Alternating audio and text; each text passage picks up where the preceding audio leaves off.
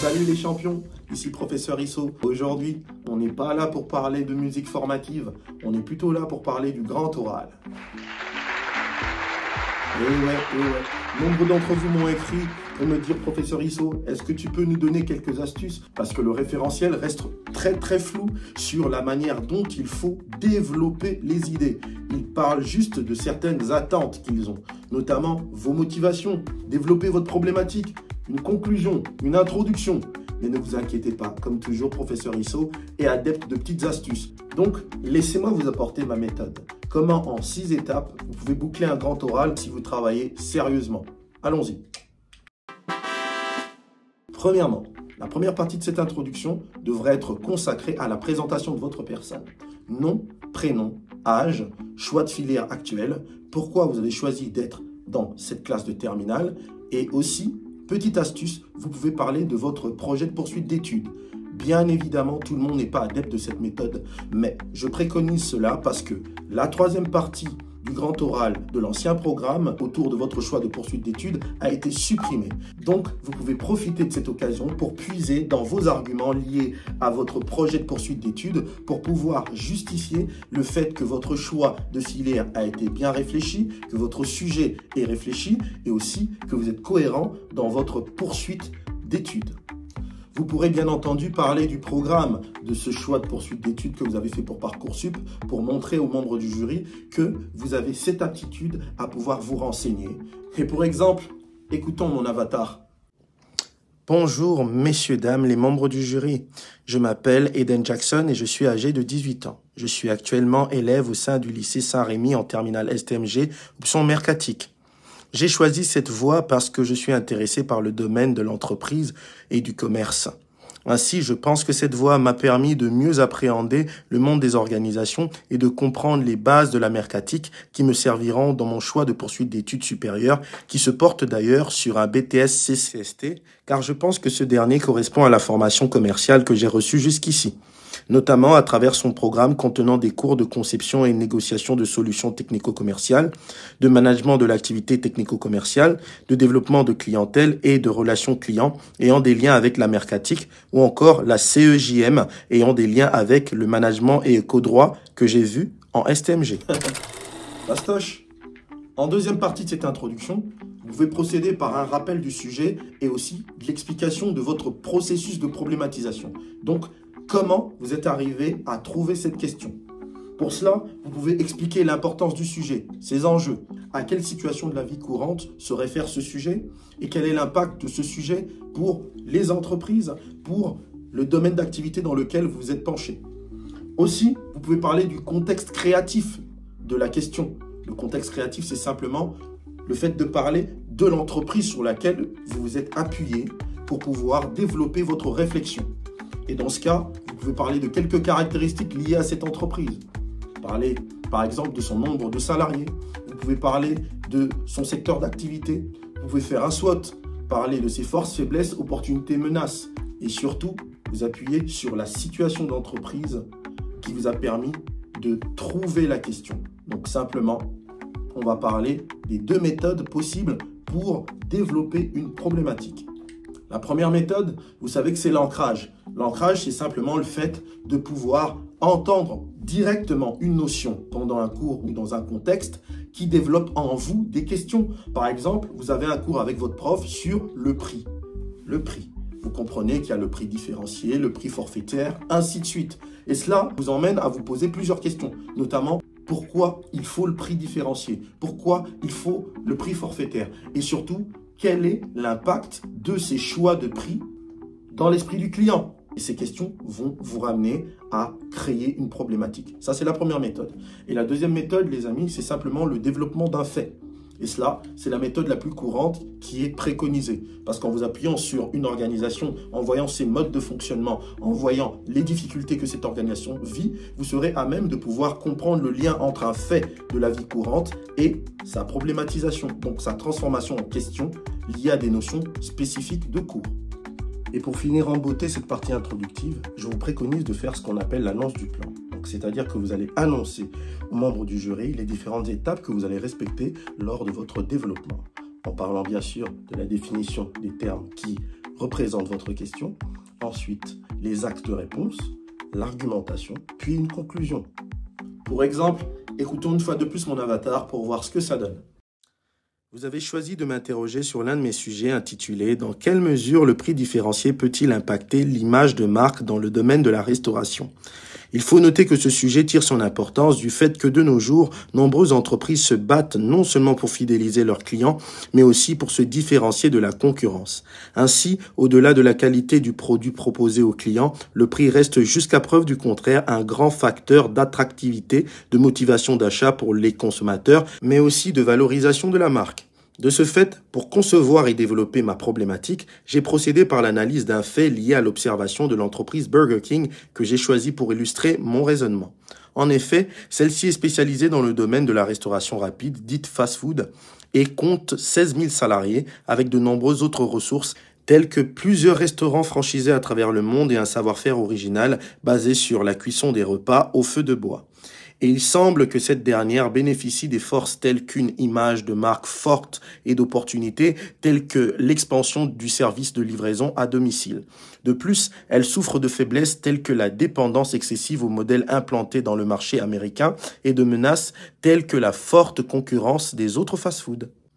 Cependant, la situation qui a attiré mon attention dans un article sur Internet est le fait que Burger King ait décidé de différencier ses prix en mettant en place une offre pour les étudiants à 5,90 € permettant un accès à des menus diversifiés sur présentation d'une carte étudiant. De plus, cette offre n'est disponible que dans quelques-uns des restaurants franchisés. En effet, cette décision peut poser problème à la marque car une large partie de leur clientèle non étudiant risque de se sentir exclue de cette offre et déçue de payer plus cher les mêmes menus pour moins de diversité en termes de produits. Ainsi, en faisant référence à ma formation en mercatique, la situation de mise en place d'une offre pour étudiants à 5,90 € évoque la notion de prix différencié et le fait que ce tarif ne soit disponible que pour les étudiants et dans les seuls établissements franchisés met en avant l'idée d'un choix de positionnement commercial qui peut être défini par la notion d'image de marque. C'est pour cela que j'ai décidé de mettre en tension ces deux notions à travers ma problématique intitulée « Dans quelle mesure le prix différencié peut-il impacter l'image de marque dans le domaine de la restauration ?»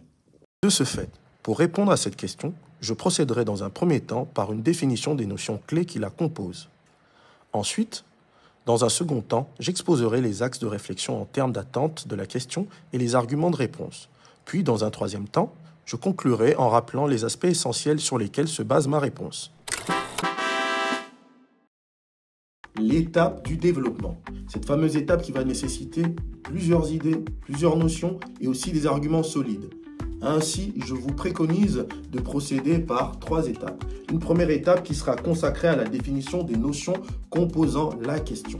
Lors d'une précédente vidéo, je vous ai expliqué comment on pouvait formuler une question du grand oral grâce à une formule. Cette formule est simplement l'expression introductive plus le sujet émetteur 1, donc le sujet d'où part la réflexion, plus un verbe transitif, un verbe d'action qui va permettre d'impacter un autre sujet qui reçoit la réflexion, d'où le sujet récepteur, et ensuite la contextualisation. Et donc, le plus simple pour cette étape de définition des mots clés liés à la question sera simplement de définir chaque partie de votre question. Quel est le choix qui vous a poussé à prendre l'expression introductive suivante? Quel est le sens de votre sujet émetteur 1? Quelle est l'utilité du verbe que vous avez choisi? Quel est le sens du sujet récepteur? Et enfin, pourquoi le choix de cette contextualisation en termes de domaine d'activité? Vous allez définir aussi le sens de ce domaine d'activité. C'est ce que vous ferez, tout simplement. Pour avoir un aperçu de ce que ça peut donner, écoutons une fois de plus mon avatar. Cependant, avant de répondre à cette problématique, il est important de la comprendre à travers les différentes notions qui la composent. Notamment, le prix différencié en mercatique désigne une politique tarifaire qui consiste à proposer plusieurs prix pour un même produit ou service selon différents critères, afin de s'adapter à la diversité des consommateurs et des situations d'achat. Cette stratégie permet notamment de moduler les tarifs en fonction du type de client, étudiant, professionnel, senior, ou du canal de distribution, que ce soit en ligne, magasin, physique, du moment de l'achat, heure ou saison, ou encore de la quantité commandée. La notion d'image de marque, quant à elle, a un sens propre mais composé de deux notions bien distinctes, dont l'image qui désigne l'ensemble des représentations mentales d'un individu attaché à un produit, une marque ou une entreprise, par exemple la réputation d'être un produit de luxe. Deuxièmement, la marque qui désigne l'ensemble des signes distinctifs tels qu'un nom propre, un slogan, un logo, un dessin ou la combinaison de plusieurs éléments, mots, codes graphiques, couleurs, par exemple. Ces signes permettent donc à l'entreprise d'être reconnaissable. Ainsi, l'image de marque peut être définie comme la façon dont une entreprise et sa marque sont perçues par ses différents publics à travers les services et les produits qu'elle propose. J'ai fait le choix du domaine de la restauration, qui est une contextualisation de la question en référence au domaine d'activité de l'entreprise que j'ai choisi pour illustrer la question. Ce domaine regroupe donc l'ensemble des activités permettant de se restaurer, c'est-à-dire de consommer des repas et des boissons en dehors du domicile. Ce secteur inclut plusieurs types de restauration, tels que la restauration rapide fast-food, commerciale de chaîne, traditionnelle, régionale, de petites brasseries, de collectivités, d'hôtels, ainsi que les bars et cafés. Enfin, le verbe transitif direct impacté que j'ai choisi signifie avoir de l'effet sur quelque chose ou sur quelqu'un. Il a été choisi dans la formulation de ma question, d'abord pour faciliter le lien entre les deux notions mises en tension, ensuite parce qu'il permet d'orienter la réflexion vers une recherche des effets probables du prix différencié sur l'image de marque. En outre, j'ai choisi l'expression interrogative dans quelle mesure pour exprimer une question partielle qui vise à évaluer l'ampleur, le degré ou l'importance d'un phénomène, d'une situation ou d'un fait. Elle invite à une réponse nuancée, souvent développée, qui précise jusqu'où et à quel point quelque chose est vrai ou applicable. Elle consacre le fait que ma question ne peut avoir comme simple réponse un oui ou un non, mais doit faire l'objet d'une explication détaillée. Et en deuxième partie de ce développement, il sera intéressant de procéder par la détermination des attentes et des axes de développement de la question. Pour cela, il sera simple de pouvoir reformuler la question afin de démontrer aux membres du jury que vous êtes capable de prendre du recul sur votre propre question et d'expliquer quelles sont les attentes en termes de réponses liées à la question.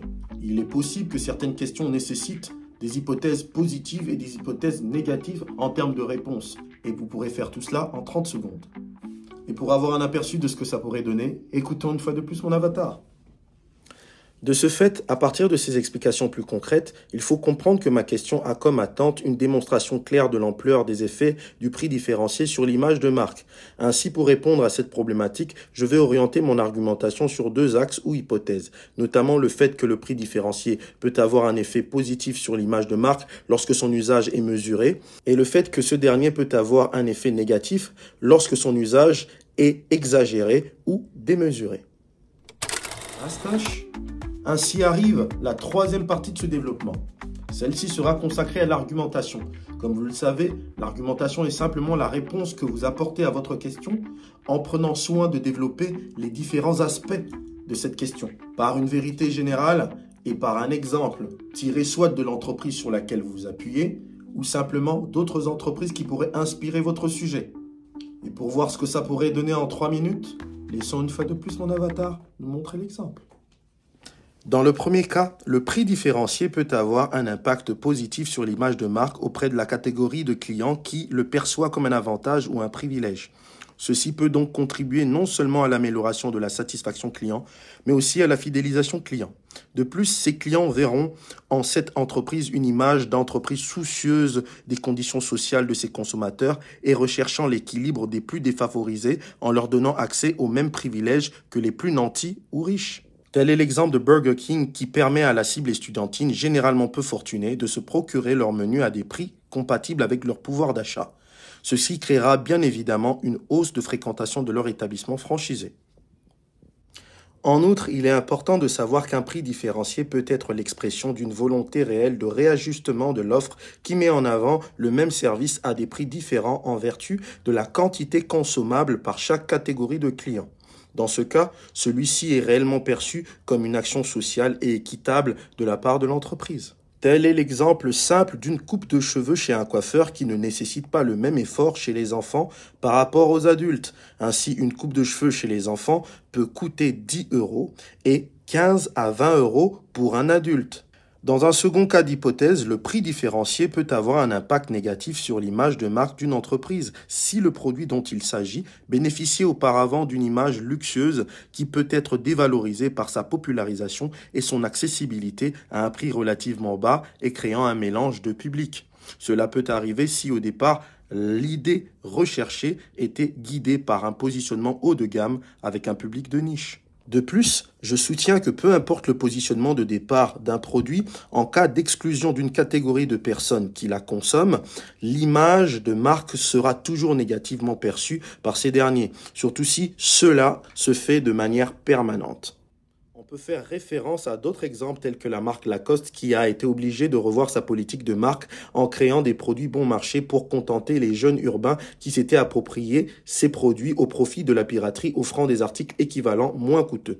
Les anciens consommateurs ont quelque peu boudé la marque d'avoir finalement capitulé face à l'accaparation de ces produits par le grand public, surtout urbain. Ainsi, dans le domaine de la restauration, les entreprises telles que Burger King devraient sûrement minorer ou adapter la quantité de produits dans l'offre étudiant, afin de ne pas frustrer les clients qui sont prêts à payer plus cher pour le même produit. Et enfin arrive l'étape de la conclusion. Pendant cette étape, en 1 minute, vous pourrez remobiliser les différents enjeux liés à la question que vous rappellerez et vous pourrez aussi développer de manière synthétique les différents arguments que vous avez eu à présenter pour conclure finalement par une ouverture du sujet vers d'autres axes de réflexion. Et pour exemple, laissons l'avatar parler.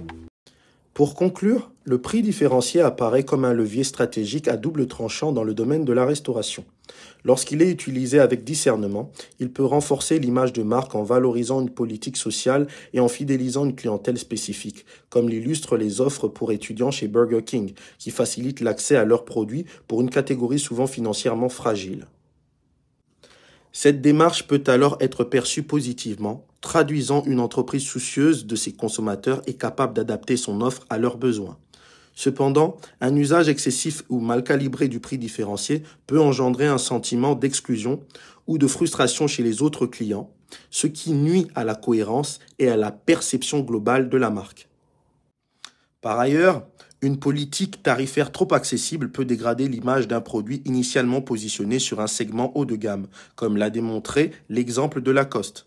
Ainsi, la mise en place d'une politique de prix différencié doit être pensée avec soin, en tenant compte des attentes et de la diversité des consommateurs, afin d'éviter les effets pervers sur l'image de marque tout en tirant profit des avantages qu'elle offre en termes d'attractivité et de différenciation concurrentielle. Cette réflexion souligne l'importance d'un équilibre subtil entre stratégie commerciale et gestion de l'image, particulièrement dans un secteur aussi concurrentiel que la restauration. Merci d'avoir écouté attentivement mon exposé. Je reste disposé à recevoir vos questions. J'espère que cette petite vidéo vous a plu et qu'elle pourra vous apporter beaucoup de facilité pour cette épreuve du grand oral qui arrive à grands pas.